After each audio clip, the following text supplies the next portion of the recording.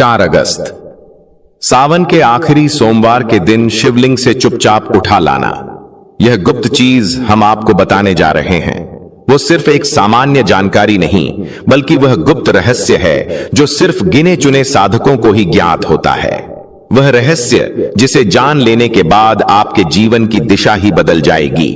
यह वही गुप्त चीज है जिसे सावन में शिवलिंग से सही तरीके से घर लाने वाला व्यक्ति दरिद्र से धनवान बनता है।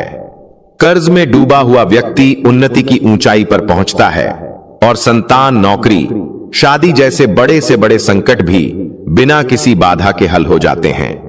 कई लोग तो इसे आजमा चुके हैं और उनकी जिंदगी चमत्कारिक ढंग से बदल चुकी है। अब यह मौका आपके पास है। बस जरा धैर्य रखिए, आंखें और कान खोलकर सुनिए, क्योंकि आगे हम आपको बताने जा रहे हैं वो 5 गुप्त रहस्य जो अगर आपने सावन सोमवार को शिवलिंग से लेकर अपने घर में सही स्थान पर रख दिए तो आपका भाग्य खुद आपको बुलाने लगेगा। हर हर महादेव, ओम नमः शिवाय। मित्रों, सावन के महीने में शिवलिंग से यह गुप्त चीज ले आना, अपने घर आपकी सभी मनोकामनाएं पूरी होंगी। इतना पैसा आएगा कि गिनते गिनते थक जाओगे। भगवान भोलेनाथ जी के आशीर्वाद से अपने जीवन में बहुत उन्नति करोगे। दोस्तों, हिंदू धर्म में सावन के महीने का बहुत अधिक महत्व होता है।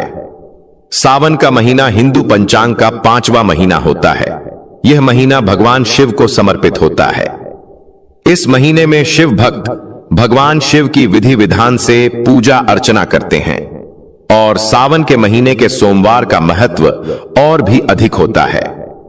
इस माह में शिव की पूजा अर्चना करने से सभी मनोकामनाएं पूरी हो जाती हैं। धार्मिक मान्यताओं के अनुसार सावन के महीने में भगवान शिव और माता पार्वती की विधि विधान से पूजा करने भक्त की मनोकामना पूरी होती है। इसके साथ ही सावन के सोमवार व्रत रखने से भोलेनाथ की विशेष कृपा प्राप्त होती है। दोस्तों, इस बार 11 जुलाई से सावन की शुरुआत हो चुकी है और 9 अगस्त को समाप्त होगा। इस सावन में 4 सोमवारी व्रत होगा। पहला सोमवारी व्रत 14 जुलाई को है, दूसरा 21, तीसरा 28 जुलाई और चौथा सोमवारी व्रत 4 अगस्त को है। कहा जाता है इस सावन के महीने में किसी भी व्यक्ति ने भगवान भोलेनाथ की थोड़ी सी भी पूजा साधना क्रिया कर ली तो उस व्यक्ति के जीवन की सभी मनोकामनाएं पूर्ण हो जाती हैं। उस व्यक्ति के जीवन के हर कष्ट खत्म हो जाते हैं और उस व्यक्ति के जीवन में धन आना शुरू हो जाता है। भक्तों, वीडियो आगे शुरू करें उससे पहले भगवान भोलेनाथ के सच्चे भक्त प्राचीन ज्ञान चैनल की इस वीडियो को लाइक अवश्य कर दें और कमेंट बॉक्स में हर हर महादेव सच्ची श्रद्धा से लिख दें, जिससे कि भगवान भोलेनाथ जी का आशीर्वाद आपको सीधे प्राप्त हो सके। दोस्तों, आज की इस वीडियो में हम आपको बताएंगे कि सावन के दिनों में आपको भगवान भोलेनाथ के मंदिर जाकर के क्या क्या भगवान भोलेनाथ को अर्पित करना और वहां से वापस क्या लेकर के आना है, ताकि आपके घर की गरीबी, दरिद्रता, परेशानी, कष्ट, दिक्कतें हमेशा के लिए खत्म हो जाए। दूसरी तरफ आपके घर पर सुख, समृद्धि, यश, वैभव, ऐश्वर्य की आपको प्राप्ति हो। ध्यान रखिएगा दोस्तों, सावन का माह का इंतजार हर व्यक्ति इसीलिए करता है ताकि उसको भगवान भोलेनाथ का आशीर्वाद मिल सके। कहा गया है कि देवों के देव भगवान भोलेनाथ अगर किसी भी व्यक्ति को आशीर्वाद दे दें तो उस व्यक्ति का साक्षात काल भी आकर कुछ नहीं बिगाड़ पाता है। इसीलिए आज की इस वीडियो में हम आपको बताएंगे कि कैसे आप सावन के दिन, जो बहुत ही पावन दिन है, इस दिन भगवान भोलेनाथ को प्रसन्न कर सकते हैं। कैसे आपको भगवान भोलेनाथ का आशीर्वाद प्राप्त हो सकता है और कैसे सावन के दिनों में शिवलिंग की आपको पूजा करनी है, वह भी खास उपाय करते हुए कैसे आपको शिवलिंग पर क्या क्या चढ़ाना है और क्या क्या वहां से लेकर अपने घर पर वापस लेकर आना है, ताकि आपके घर पर अन्न और धन का भंडार कभी भी कम ना हो। देखिए दोस्तों, आपके जीवन में कितनी ही बड़ी परेशानी हो, कितनी ही बड़ी दिक्कत क्यों ना हो, मान लीजिए आपके जीवन में धन की समस्या है, मान लीजिए आप नौकरी की प्राप्ति के लिए बहुत ही ज्यादा परेशान हो चुके हैं, आपके शत्रुओं ने आपको घेर लिया है, संतान की प्राप्ति आपको हो नहीं पा रही है, तो एक बात का ध्यान रखिएगा दोस्तों, सावन का पावन दिन एक ऐसे दिन होते हैं जिस दिन कोई भी व्यक्ति अगर थोड़े से उपाय कर लेता है, भगवान भोलेनाथ की साक्षात पूजा कर लेता है, तो उस व्यक्ति की कितनी ही बड़ी मनोकामना हो, कितनी ही बड़ा कष्ट हो, वह खत्म हो जाता है और उसकी मनोकामना पूर्ण हो जाती है। दोस्तों, मान लीजिए आपके ऊपर कोई दोष लगा हुआ है, जैसे वास्तु दोष, शनि दोष, प्राकृति दोष या कोई भी दोष लगा हुआ है, तो आपको सावन सोमवार के दिन थोड़ी सी पूजा करनी है और आपका दोष खत्म हो जाएगा। आपके जीवन से सभी परेशानियां चली जाएंगी और आपके जीवन में जो धन आना बंद हो गया था, उसका आगमन वापस शुरू हो जाएगा। मान के चलिए आपके जीवन में कभी भी कोई परेशानी नहीं रहेगी। बस दोस्तों, आज की इस वीडियो को लास्ट तक देख लीजिए और मान के चलिए भगवान भोलेनाथ के आशीर्वाद से आपकी सभी मनोकामनाएं भी पूरी होगी और आपके जीवन की सभी परेशानियां भी चली जाएंगी। देखिए, एक बात कही गई है कि जब भी हम भगवान भोलेनाथ की पूजा करते हैं, हमें धैर्य रखना चाहिए, विश्वास रखना चाहिए और श्रद्धा के साथ भगवान भोलेनाथ की पूजा करनी चाहिए, क्योंकि भगवान भोलेनाथ बहुत ही भोले हैं। वह किसी भी व्यक्ति की थोड़ी सी ही पूजा से, साधना से तुरंत ही प्रसन्न हो जाते हैं। इसलिए दोस्तों, सावन सोमवार के दिन कुछ ऐसी चीजें हैं जो आपको अवश्य पता होनी चाहिए, क्योंकि सावन सोमवार के दिन अगर आप भगवान भोलेनाथ के सामने पूजा करने जा रहे हैं, तो मान के चलिए दोस्तों, आपने अगर कोई गलती कर दी तो भगवान भोलेनाथ आपसे क्रोधित हो जाएंगे और आपने सही तरीके से पूजा की होगी तो साक्षात आपको भगवान भोलेनाथ उसी दिन आशीर्वाद दे देंगे और उस दिन के बाद आपके जीवन में कभी कोई परेशानी नहीं आएगी। आपको हमें एक एक चीज बताने जा रहे हैं, इसलिए इस वीडियो को लास्ट तक देखिएगा। सबसे पहले आपको भगवान भोलेनाथ के मंदिर जाना होगा। यह जितने भी उपाय आपको बताए जाएंगे, यह मंदिर के उपाय होंगे।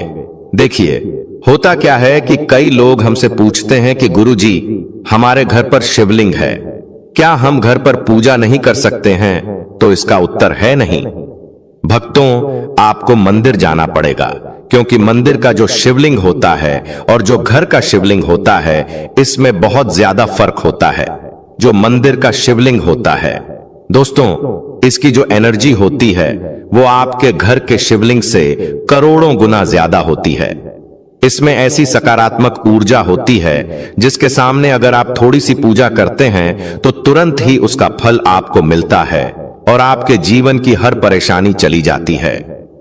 तो आपको जितने भी आज उपाय बताए जा रहे हैं, आपके जीवन की परेशानी को खत्म करने के लिए, आपकी मनोकामना पूर्ति के लिए, उस उपाय के लिए तो आपको मंदिर जाना पड़ेगा। और सावन सोमवार का पर्व पड़ रहा है, वह आज दिन सोमवार को पड़ रहा है, तो यह दिन ऐसा है, इस दिन अगर आप मंदिर जाकर के भगवान भोलेनाथ की पूजा आराधना कर रहे हैं, तो मान के चलिए दोस्तों, आपके जीवन में कभी कष्ट आ ही नहीं सकता। पूरे साल आपके घर पर अन्न धन का भंडार बना रहेगा। तो आपको क्या क्या ले जाना है वह कहीं पर लिख लीजिए, क्योंकि दोस्तों, अगर आपने एक भी गलती कर दी तो आपकी पूजा संपन्न मानी नहीं जाएगी। दोस्तों, सबसे पहली चीज जो भगवान भोलेनाथ के लिए आपको जल ले जाना है सावन सोमवार के दिन। कई लोग हमसे यह कहते हैं कि गुरुजी, जल जो है वह तो शिवालय में भी मिल जाता है, शिव मंदिर में मिल जाता है। तो नहीं दोस्तों, वहां का जल आप तभी चढ़ाई यह जब कोई दिक्कत हो, वरना घर से ही जल ले जाना चाहिए। आखिर घर से जल क्यों ले जाया जाता है, इसकी भी बात सुन लीजिए। घर से इसीलिए आपको जल ले जाना है ताकि आपके घर का जो जल ले जा रहे हैं भगवान भोलेनाथ पर चढ़ाने के लिए, उसी जल के द्वारा आप भगवान से जुड़ जाएंगे। उस जल के द्वारा आप भगवान को अपनी सभी दिक्कतें बता देंगे और उस जल को जैसे ही भगवान भोलेनाथ पर आप चढ़ाएंगे, अपनी समस्याओं को बताते हुए वह समस्या आपकी खत्म हो जाएंगी। इसलिए घर से जल ले जाएगा। आप सबसे जरूरी चीज जो जल ले जा रहे हैं, उसमें 2-4 बूंद गंगा जल जरूर डाल दीजिएगा, क्योंकि गंगा जल डाले बिना आपकी पूजा संपन्न नहीं मानी जाएगी। महाशिवरात्रि के दिन तो आपको जल ले जाना है, उसमें गंगा जल डालकर के दूसरा आपको 3 पत्ते वाला बेलपत्र ले जाना है। दोस्तों, बेलपत्र बहुत ही शुभ होता है। आपने अगर मान लीजिए एक तरफ 1000 कन्याओं को खाना खिलाया है, दूसरी तरफ भगवान भोलेनाथ को बेलपत्र चढ़ाया है, तो ये दोनों बराबर माने जाते हैं, इसलिए बेलपत्र जरूर ले जाएगा। तीसरा, आपको सफेद पुष्प ले जाना है। सफेद पुष्प भगवान भोलेनाथ को चढ़ाए जाते हैं, इसीलिए सफेद पुष्प पर भगवान भोलेनाथ के लिए आपको ले जाना है सावन सोमवार के दिन, ताकि भगवान भोलेनाथ का आशीर्वाद आपको मिल जाए, जिसके बाद आपके जीवन के हर परेशानी खत्म हो जाए। दोस्तों, सफेद चंदन ले जाना अनिवार्य होता है सावन सोमवार के दिन। और ध्यान रखिएगा दोस्तों कि भगवान भोलेनाथ को अगर आप दूध अर्पित करने जा रहे हैं तो एकदम कच्चा दूध होना चाहिए, पका हुआ दूध नहीं होना चाहिए, कच्चा दूध होना चाहिए। अब आपको और क्या क्या ले जाना है देखिए। अगर आप चाहते हैं कि आपकी हर मनोकामना पूरी हो तो एक डिब्बा लीजिए, उसमें काली मिर्च भरकर ले जाइए। देखिए, बहुत ध्यान से सुनिए, जितनी आपको बातें बता रहे हैं, एक डिब्बे में काली मिर्च भर के एक लाल कपड़ा लीजिए, उसमें लौंग कपूर, इसको मौली धागे से बांध करके आपको अपनी जेब में रख करके ले जाना है। सिर्फ इतनी चीज आपको ले जानी है आज के दिन को। अब आपको पूजा कैसे करनी है, चलिए आपको बताते हैं। बहुत ध्यान से लास्ट तक देखिएगा, और जितनी भी चीज आपको बताई जा रही है, इन चीजों को आपको ले जाना है और शिवालय से वापस लेकर आना है अपने घर पर, ताकि आपको धन की प्राप्ति हो सके, आपकी कोई भी मनोकामना हो वह पूर्ण हो जाए। भक्तों, आप पहले जाएंगे मंदिर, सबसे पहले आपको इस बात का ध्यान रखना है, मंदिर जाने से पहले ही काले या नीले कपड़े का धारण करके मंदिर न जाएं, वरना भगवान भोलेनाथ का आपको क्रोधित रूप देखना पड़ सकता है। सबसे पहले आपको यह करना है कि पतली धार बनाते हुए जल भगवान भोलेनाथ को अर्पित कर देना। बहुत ध्यान से सुनिएगा भक्तों, पतली धार बनाते हुए भगवान भोलेनाथ को जल आपको अर्पित कर देना है। अब आपको यह करना है दोस्तों कि भगवान भोलेनाथ को चंदन लगाना है। चंदन लगाने के बाद भगवान भोलेनाथ पर 3 पत्ते वाला बेलपत्र रखना है। 3 पत्ते वाला बेलपत्र रखने के बाद आपको भगवान भोलेनाथ पर सफेद पुष्प अर्पित कर देना है। सिर्फ इतना आपको करना है। दूध अगर आप चढ़ाना चाहते हैं तो दूध भी आप चढ़ा सकते हैं, इतना बस आपको करना है। इतना करने के बाद आपको वहां पर खड़े होकर 108 बार, बहुत ध्यान से सुनिएगा, 108 बार आपको ओम नमः शिवाय का जाप करना है। या तो आप 108 बार कर लीजिए या 1008 बार कर लीजिए, यह 3 ऐसी चीज है जो आपको करनी है। इतना करना है। अब आपको क्या करना है, एक डिब्बा जो काली मिर्च का आप ले गए हैं, उस काली मिर्च के डिब्बे को आपको शिवालय के जो गिरता हुआ शिवधारा है, जो शिवलिंग से वहां पर पानी गिर रहा है, उसी शिवहरि के पानी से आपको छू आना है और अपनी जेब में वापस रख लेना है। यह जो लाल पोटली आप ले गए हैं बंद करके लौंग की, इसको भी छुआना है, वापस रख लेना है। अब आपको क्या करना है, जिस लोटे में पानी ले गए थे या जिस लोटे में भी आप दूध ले गए थे, उसमें आपको क्या करना है, आपको जो भगवान भोलेनाथ का पानी वहां पर गिर रहा है, भक्तों ध्यान रखिएगा, शिवलिंग की जो पानी नीचे गिर रहा है, उसी पानी का थोड़ा सा पानी अपने लोटे में ले लेना है। किएगा, जो आपने लोटे में पानी भरकर ले गए हैं, वह पानी वापस बचाना नहीं है, वह तो पूरा आपको भगवान भोलेनाथ को अर्पित कर देना। जो शिवलिंग से पानी गिर रहा है, उस पानी को आपको अपने लोटे में वापस ले लेना है। भक्तों मान लीजिए, आप यह सोच रहे होंगे कि कई लोग वहां पर पानी चढ़ा रहे हैं, तो इस बात की आप चिंता न करें, क्योंकि भगवान भोलेनाथ के शिवलिंग पर जब भी पानी चढ़ाया जाता है, वह अमृत बन जाता है। कहा जाता है कई देवी देवता शिवलिंग के पास अदृश्य रूप में खड़े होते हैं, ताकि शिवलिंग से गिर रहा पानी वह धारण कर सके।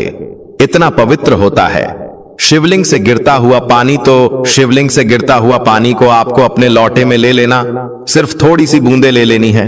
अब आपको क्या करना है, आपको घर वापस आना है, जो आपने लोटे में पानी लिया है भक्तों, इसको घर पर आते ही घर के लोग जो हैं आपके, उनके ऊपर थोड़ा थोड़ा पानी छिड़क देना है। घर के हर कोने में पानी छिड़क देना है। घर के मुख्य द्वार पर पानी छिड़क दें। ना सिर्फ इतना आपको करना है, इतना आपने कर दिया, अब मान लीजिए पूरे साल आपके घर पर नकारात्मक शक्तियां नहीं आ पाएंगी। आपके घर पर कोई काला जादू, काली विद्या करवाने की कोशिश करेगा तो वो आपके घर पर नहीं कर पाएंगे। इससे आपके घर से नकारात्मक शक्तियां चली जाएंगी और सकारात्मक ऊर्जा आ जाएगी। यह जो अब काली मिर्च का भगवान भोलेनाथ जी के शिवलिंग से छुआ कर लाए हैं, इसको पूजा घर में रखे। यह जो काली मिर्च का डब्बा है आपके पास, इसे कभी भी आप किसी शुभ कार्य के लिए निकले, जैसे मान लीजिए आप बिजनेस मीटिंग के लिए जा रहे हैं, नौकरी की प्राप्ति के लिए जा रहे हैं, काली मिर्च घर के मुख्य द्वार से पहले रख के उसको कुचलते हुए निकालिए।